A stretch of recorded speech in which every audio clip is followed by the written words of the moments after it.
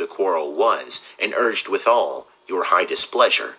All this, uttered with gentle breath, calm look, knees humbly bowed, could not take truce with the unruly spleen of Tybalt deaf to peace, but that he tilts with piercing steel at bold Mercutio's breast, who, all is hot, turns deadly point to point, and with a martial scorn, with one hand beats cold death aside, and with the other sends it back to Tybalt, whose dexterity retorts it. Romeo, he cries aloud, hold friends, friends part, and swifter than his tongue, his agile arm beats down their fatal points, and twixt them rushes, underneath whose arm an envious thrust from Tybalt hit the life of stout Mercutio.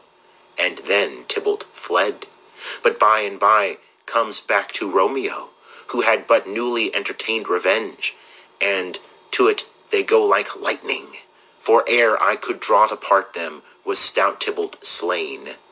And as he fell did Romeo turn and fly. This is the truth, or let Benvolio die. Capulet's wife. He is a kinsman to the Montague. Affection makes him false. He speaks not true. Some 20 of them fought in this black strife, and all those 20 could but kill one life. I beg for justice live. Prince. Romeo slew him. He slew Mercutio. Who now the prince of his dear blood doth owe? Montague. Not Romeo, prince. He was Mercutio's friend. His fault concludes but what the law should end, the life of Tybalt. Prince. And for that offense immediately we do exile him hence. I have an interest in your hate's proceeding. My blood for your rude brawls doth lie a-bleeding, but I'll amerce you with so strong a fine, that you shall all repent the loss of mine. I will be deaf to pleading and excuses, nor tears nor prayers shall purchase out abuses. Therefore use none. Let Romeo hence in haste, else when he is found, that hour is his last. Bear hence this body, and attend our will. Mercy but murderers, pardoning those that kill. Exeunt. Scene 2. Capulet's orchard. Enter Juliet, alone. Juliet. Gallop apace, you fiery-footed steeds, towards Phoebus' lodging. Such a wagoner as Phaeton would whip you to the west, and bring in cloudy night immediately. Spread thy close curtain, love-performing night, that runaway eyes may wink, and Romeo leap to these arms untalked of and unseen. Lovers can see to do their amorous rites by their own beauties, or, if love be blind, it best agrees with night. Come, civil knight, thou sober-suited matron, all in black, and learn me how to lose a winning match, played for a pair of stainless maidenhoods.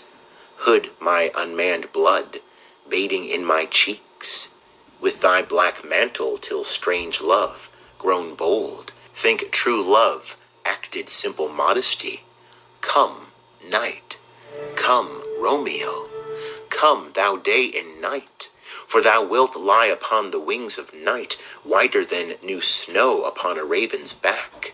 Come, gentle night, come, loving, black-browed night, give me my Romeo, and when he shall die, take him and cut him out in little stars, and he will make the face of heaven so fine that all the world will be in love with night and pay no worship to the garish sun.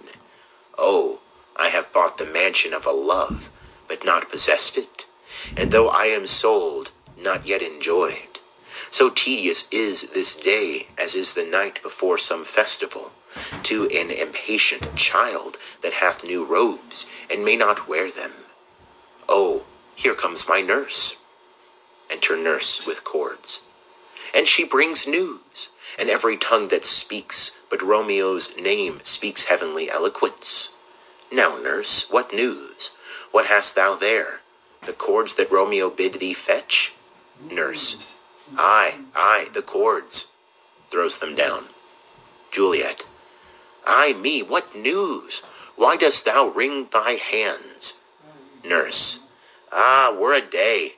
He's dead, he's dead, he's dead. We are undone, lady, we are undone. Alack the day, he's gone. He's killed, he's dead. Juliet. Can heaven be so envious? Nurse. Romeo can, though heaven cannot. Oh, Romeo, Romeo, whoever would have thought it, Romeo. Juliet. What devil art thou that dost torment me thus? This torture should be roared in dismal hell. Hath Romeo slain himself? Say thou but I, and that bare vowel I shall poison more than the death-darting eye of cockatrice. I am not I, if there be such an I, or those eyes shut that make the answer I. If he be slain, say I, or if not, no. Brief sounds determine of my weal or woe. Nurse. I saw the wound, I saw it with mine eyes. God save the mark. Here on his manly breast, a piteous corse, a bloody, piteous corse. Pale, pale as ashes, all bedaubed in blood, all in gore blood. I swoonded at the sight. Juliet. Oh, break, my heart, poor bankroot, break at once. To prison eyes, ne'er look on liberty. Vile earth, to earth resign, and motion here, and thou and Romeo press when heavy bier. Nurse. O Tybalt, Tybalt, the best friend I had. O courteous Tybalt, honest gentleman, that ever I should live to see thee dead. Juliet. What storm is this that blows so contrary? Is Romeo slaughtered, and is Tybalt dead? My dear loved cousin, and my dearer lord? Then dreadful trumpet, sound the general doom, for who is living if those two are gone? Nurse. Tybalt is gone, and Romeo banished. Romeo that killed him, he is banished. Juliet. O God, did Romeo's hand shed Tybalt's blood? Nurse. It did, alas the day it did. Juliet. O serpent heart, hid with a flowering face, did ever dragon keep so fair a cave? Beautiful tyrant, fiend, angelical, dove-feathered raven, wolvish ravening lamb, despised substance of divinest show, just opposite to what thou justly seemst, a damned saint, an honorable villain? O nature, what hadst thou to do in hell when thou didst bower the spirit of a fiend in mortal paradise of such sweet flesh? Was ever book containing such vile matter so fairly bound? Oh, that deceit should dwell in such a gorgeous palace. Nurse. There's no trust, no faith, no honesty in men. All perjured, all forsworn, all not, all dissemblers. Ah, where's my man? Give me some aqua vita. These griefs, these woes, these sorrows make me old. Shame come to Romeo. Juliet. Blistered be thy tongue for such a wish. He was not born to shame.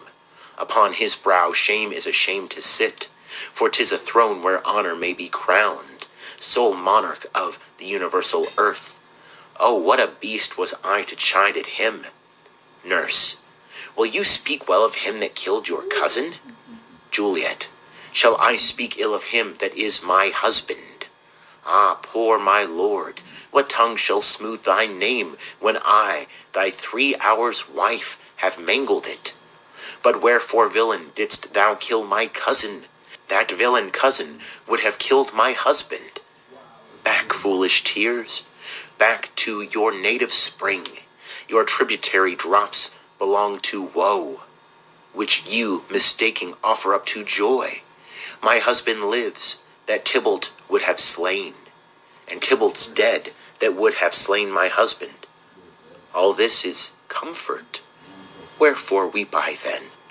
Some word there was worser than Tybalt's death that murdered me.